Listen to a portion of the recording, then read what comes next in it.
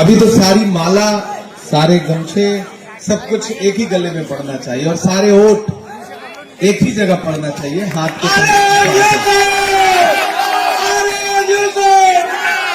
बहुत दिन से सोच रहा था कि कभी आपके इलाकों में आऊंगा, आपसे गुफ्तगू करूंगा, आपसे बातचीत करूंगा। आज आया भी हूं तो एक चुनावी मौके पे आपसे बातचीत करने के लिए आया हूं। आपके चहेते नेता, आपके चहेते कैंडिडेट और जिनसे आपका एक बड़ा पुराना सा रिश्ता है, ऐसे भाई हारून यूसुफ साहब, जिन्हें कांग्रेस पार्टी ने फिर से अपना नुमाइंदा बना करके आपके बीच में भेजा है, उनके लिए आपसे अपील करने आया हूं। यहां दाहिनी जानिब से लेकर के पीछे तक जो हमारे नौजवान साथी यहां खड़े हैं, जो बुजुर्ग खड़े हैं, मैं थोड़ी देर आपसे गुफ्तगू करूंगा और कोशिश करूंगा कि आपसे थोड़ी संजीदा बातचीत कर सकूं। मेरे भाई, सिर्फ खंजर ही नहीं, आंखों में पानी चाहिए। सिर्फ खंजर ही नहीं, आंखों में पानी चाहिए। ऐ खुदा, दुश्मन भी मुझको खानदानी चाहिए। सिर्फ खंजर ही नहीं, आंखों में पानी चाहिए। ऐ खुदा, दुश्मन भी मुझको खानदानी चाहिए। सिर्फ कब्रों की जमीनें दे के मत बहलाइए, राजधानी दी थी हमने, राजधानी चाहिए। आने वाली 5 तारीख को आपको घरों से बाहर निकलना है और न सिर्फ बल्ली मारान के मुस्तकबिल का फैसला करना है, बल्कि दिल्ली के मुस्तकबिल का भी फैसला करना है। यह चुनाव बहुत जरूरी चुनाव है। अगर आपको लगता है कि यह सिर्फ एक एमएलए चुनने का चुनाव है, तो आप गलतफहमी के शिकार हैं और छोटा सोच रहे हैं। दरअसल इस चुनाव पर पूरे मुल्क की नजरें हैं। एक तरफ वो लोग खड़े हैं जो 2013 से और 2025 तक, याद करिए, जंतर मंतर हो या रामलीला मैदान हो, आरएसएस के इशारे पर बुला करके बिठाए गए अन्ना हजारे हो या अरविंद केजरीवाल और मनीष सिसोदिया हो, वो आंदोलन चल रहा था, लोकपाल आंदोलन, भ्रष्टाचार के खिलाफ, और भला बुरा किसे कहा जा रहा था, शीला दीक्षित जी को और डॉक्टर मनमोहन सिंह साहब को। मैं जहां खड़ा हूं, मुझे पता है ये दानिश्वर लोगों की सरजमीन है, ये कारोबारी लोगों की सरजमीन है। जितने लोग यहां मौजूद हैं, इसका 10 गुना लोग अपने घरों में हैं और मेरी आवाज उन तक पहुंच रही है। मैं थोड़ी देर के लिए आपसे मुखातिब हूं। मैं आने वाला था तो आज दिन में सोशल मीडिया पे एक वीडियो वायरल था, जिसमें आपके मंत्री साहब हैं, मेरे हम नाम है तो मैं नाम क्या ही लूं, बस हम में और उनमें इतना फर्क है कि मैं मुसलसल बोलता रहता हूं, वो मुझे आज तक कभी बोलते हुए भी नहीं मिले, हमेशा चुप ही रहे। मैं इसलिए जिंदा हूं कि मैं बोल रहा हूं, दुनिया किसी गूंगे की कहानी नहीं लिखती। मैंने वो वीडियो देखा और उसके बाद मुझे लगा कि यहां के लोगों में गुस्सा है, चाहे वो कोरोना हो या उसके बाद के तमाम जो काम है, उस सबको लेकर के मौजूदा हुकूमत के खिलाफ आप में गुस्सा है। मैं आपको थोड़ा सा और पीछे ले चलना चाहता हूं। याद करिए 2013 में, 2014 में इस सदी के सबसे शरीफ प्रधानमंत्री डॉक्टर मनमोहन सिंह साहब के बारे में क्या क्या कहा था अरविंद केजरीवाल जी ने, मनीष सिसोदिया जी ने और उनकी पूरे झुंड ने। शीला दीक्षित जी जो आज हमारे बीच में नहीं है, उनके बारे में क्या क्या कहा था। आज डॉक्टर मनमोहन सिंह साहब पर्दा कर गए, वो बेचारे दुनिया से कूच कर गए, तो पूरी दुनिया को उनकी शराफत की याद आई। पूरी दुनिया को लगा कि क्या शख्स था जो हमारे बीच से चला गया। लगा सका न कोई उसके कद का अंदाजा, वो आसमां था मगर सर झुका के चलता था। डॉक्टर मनमोहन सिंह साहब के बारे में क्या क्या कहा था उन्होंने कि भ्रष्टाचारी हैं, ऐसे हैं। आप तो बल्ली मारान वालों ये जानते हो ना, इस बात पे ईमान रखते हो ना कि कुदरत की लाठी में आवाज नहीं होती है। वो अपने शरीफ बेटों का बदला लेती है तो बहुत खामोशी से लेती है। याद करो आरएसएस के इशारे पर किस तरह से डॉक्टर मनमोहन सिंह साहब को भला बुरा कहा था, इन्हीं अरविंद केजरीवाल ने, इन्हीं मनीष सिसोदिया ने, और फिर कुदरत ने ऐसा बदला लिया कि डॉक्टर मनमोहन सिंह साहब के दुनिया से कूच करने से पहले उसी भ्रष्टाचार के आरोप में यही अरविंद केजरीवाल और उनकी पूरी कैबिनेट को जेल काट के लौटना पड़ा। यह है कुदरत का इंसाफ, जो कुदरत ने इंसाफ किया है। अब एक बार फिर वो आपके सामने आए हैं अपना काम गिनाने के लिए, वोट मांगने के लिए। मुझे जो यहां के कैंडिडेट हैं उन पे कुछ नहीं बोलना है, उनके मैं छोटे शिकार नहीं करता हूं, छोटे शिकार भी नहीं करता हूं और मोटे शिकार भी नहीं करता हूं। मुझे तो सूबे के मुख्यमंत्री से, पूर्व मुख्यमंत्री से बात करना है। आपने पिछले 2 चुनाव में झोलियां भर भर के वोट दिया है आम आदमी पार्टी को, बिना मांगे दिया है। लेकिन मुझे आपसे सवाल पूछना है कि जब दिल्ली जल रही थी दंगों में, जब आपके अंदर एक डर बैठाने की साजिशें की जा रही थी, तो क्या उस वक्त आपके सूबे का मुख्यमंत्री अरविंद केजरीवाल अपने घर से 2 कदम भी निकल करके पीड़ितों के साथ खड़ा हुआ? ईमानदारी से बताओ मुझे, आपने आज तक कोई फैसला लिया है या नहीं लिया है? कश्मकश में है, सब एक किनारे रखिए, बस मैं आपसे सवाल पूछ रहा हूं, मेरे सवालों का जवाब दीजिए। क्या जब दिल्ली में, पूर्वी दिल्ली में, जहांगीरपुरी में आग की लपटें थी, लोगों की जान जा रही थी, मजलूम परेशान थे, दुकानें चलाई जा रही थी, तो कोई अरविंद केजरीवाल अपने घर से निकला लोगों के साथ खड़ा होने के लिए? नहीं निकला। घरों पर मौजूद धुएं के निशान हटाने के लिए कौन निकला? राहुल गांधी निकला। गया पीड़ितों के बीच में, उसने ये परवाह नहीं की कि उसकी सियासत का नफा होगा या नुकसान होगा। वो शख्स गया और आपके साथ खड़ा हुआ, आपके जख्मों पे मरहम लगाने के लिए। मुझे बताओ कि जब हाथरस में एक दलित बिटिया का बलात्कार हुआ, रात के 2 बजे उसकी लाश को बिना घर वालों की मर्जी के जला दिया गया, तो निकला कोई अरविंद केजरीवाल अपने घर से? निकले कोई मनीष सिसोदिया अपने घर से? निकले कोई नरेंद्र मोदी अपने घर से? नहीं निकले। कौन निकला? राहुल गांधी निकला और उन पीड़ित परिवारों के पास गया और उनको अपने सीने से लगा के कहा कि राहुल गांधी तुम्हारे साथ खड़ा है। मुझे बताओ कि अभी जब संभल में पुलिस ने लाशें बिछा दी, तो निकला कोई अरविंद केजरीवाल संभल के मजलूमों के लिए? निकला कोई नरेंद्र मोदी जी अपने घर से उन मजलूमों के लिए? कौन जाने के लिए निकला?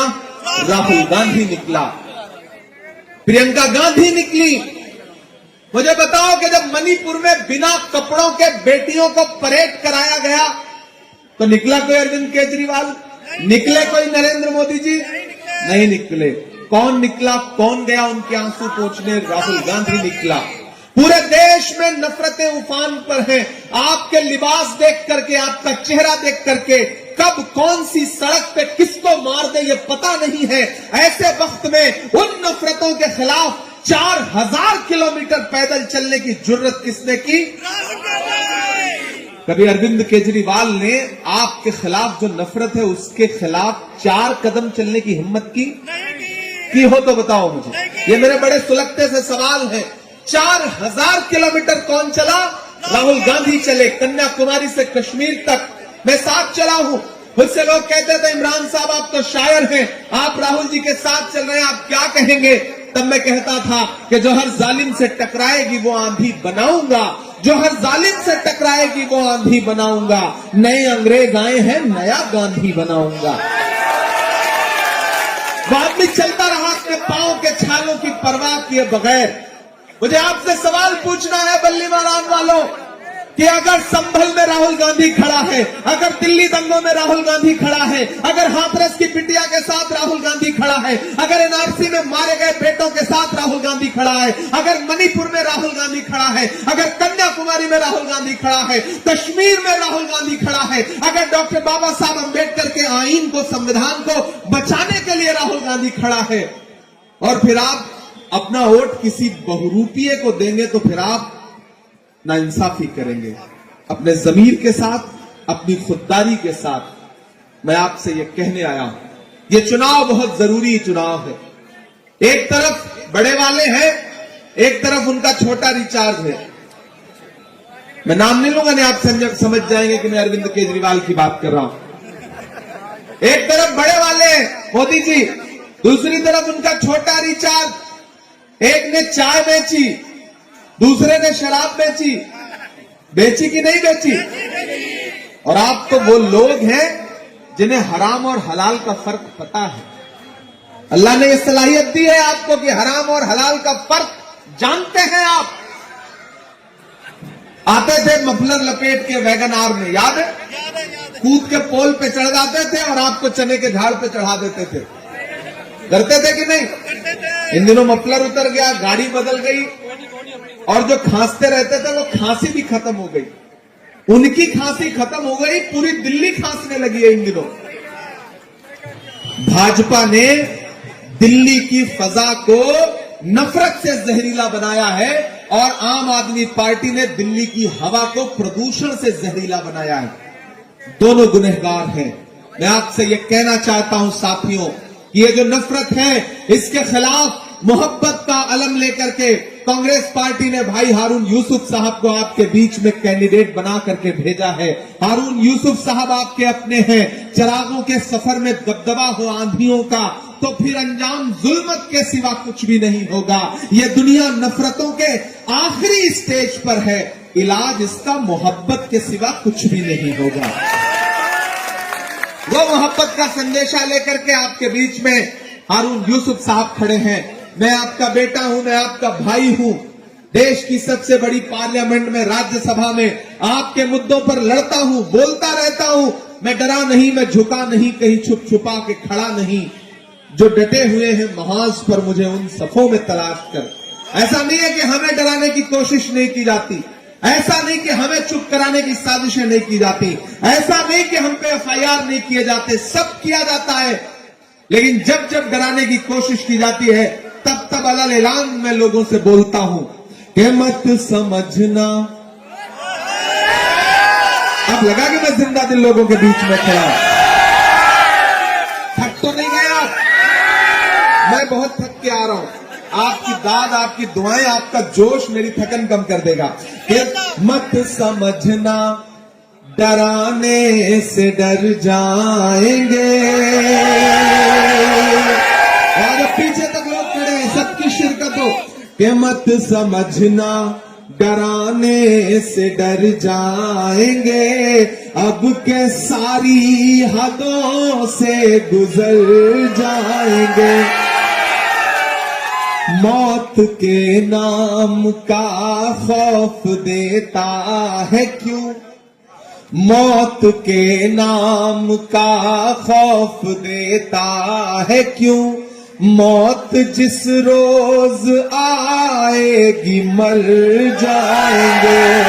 मत समझना डराने से डर जाएंगे। ये हमने ज़मज़म दिया, आबे गंगा दिया। हमने ज़मज़म दिया, आबे गंगा दिया। तुमने भारत को दंगा ही दंगा दिया।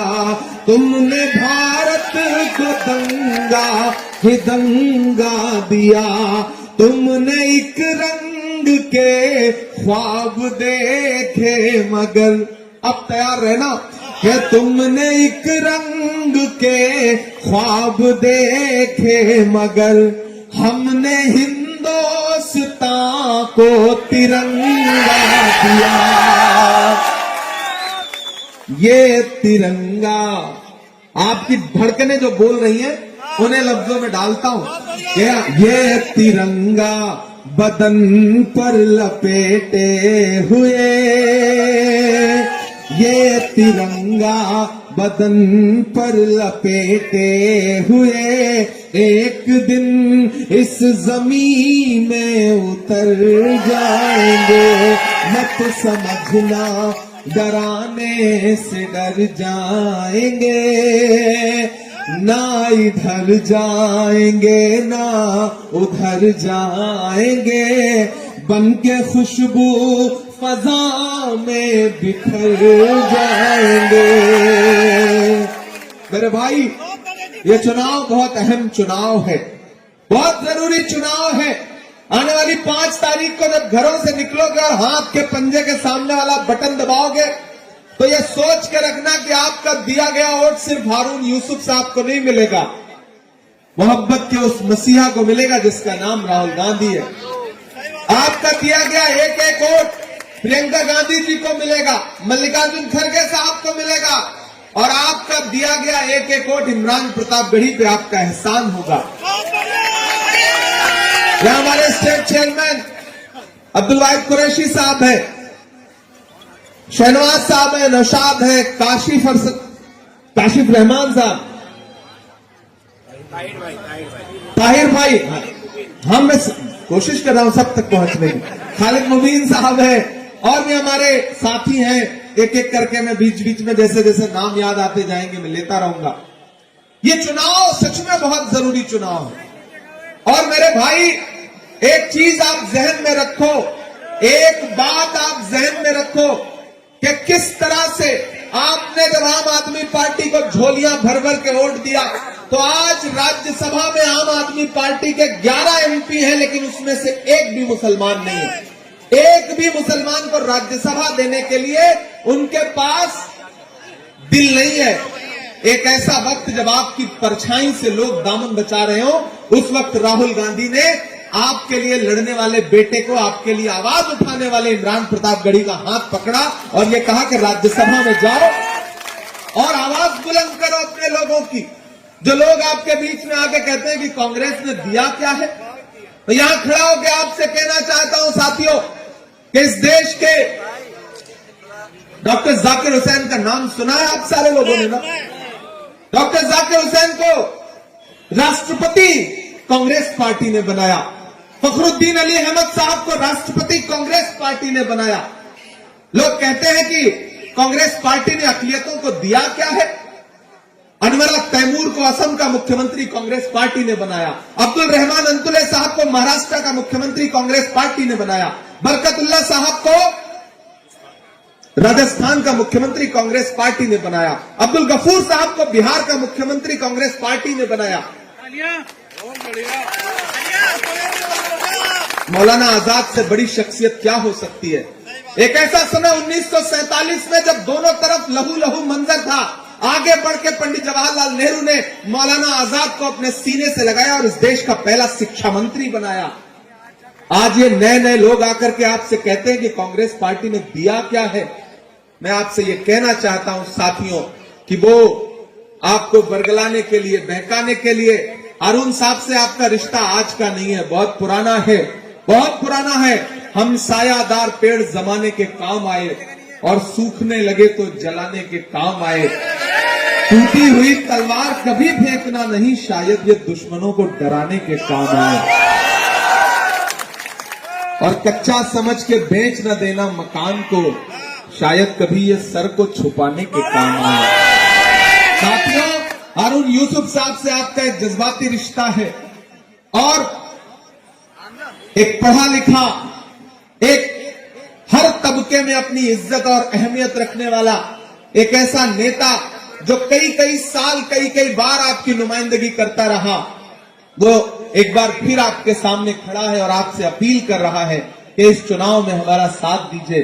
मैं आप सबको पुकार रहा हूं साथियों, भाइयों, कि हारून यूसुफ साहब को 5 तारीख को हाथ के पंजे के सामने वाला बटन दबा करके अपना एक एक वोट दीजिए, क्योंकि जो ऊपर बैठे हैं ना, वो बड़े वाले और उनके छोटे रिचार्ज। याद है कि जब कोरोना के वक्त पूरी दुनिया में लोग सांसें उधार मांगने के लिए ऑक्सीजन सिलेंडर ढूंढ रहे थे, उस वक्त में दिल्ली में आम आदमी पार्टी की सरकार क्या कर रही थी?